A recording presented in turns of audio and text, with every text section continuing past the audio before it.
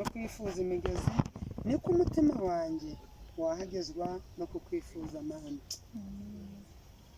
Iri jambo amaze iminsi ndi kuritekerezaho. Burya ikintu cyose umuntu ashaka kiramuhumagiza. Ikintu cyose umuntu ashaka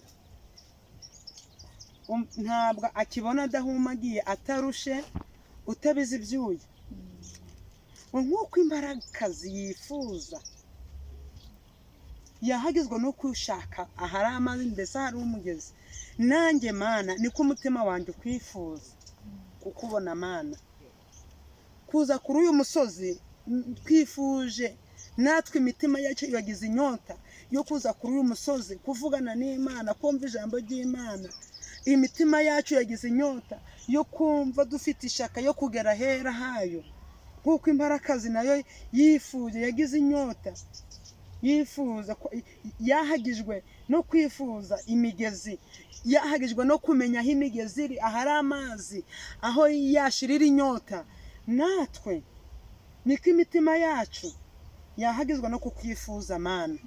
Twifuza kumva Imana, twifuza kumenya Imana. Hari ibyo tutari twamenya, hari ibyo tutari twasobanukirwa, natwe imitima yacu irabyifuza.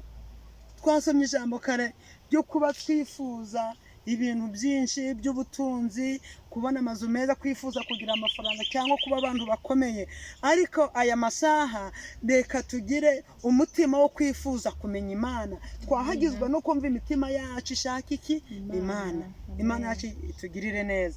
Kandi kuri uyu musozi nta kintu cyatuzanye, burya ni inyota. Ni inyota, natwe twahagijwe.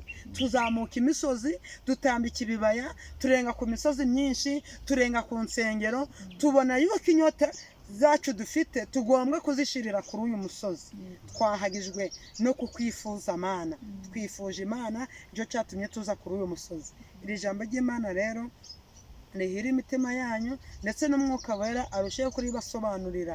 Ugira umutima wo kumva wifuje kumenya Imana, wahagizwa no kumva ufite inyota yo kubonana n'Imana no kuvugana n'Imana. Ibirenze iby'Imana iduhana umugisha.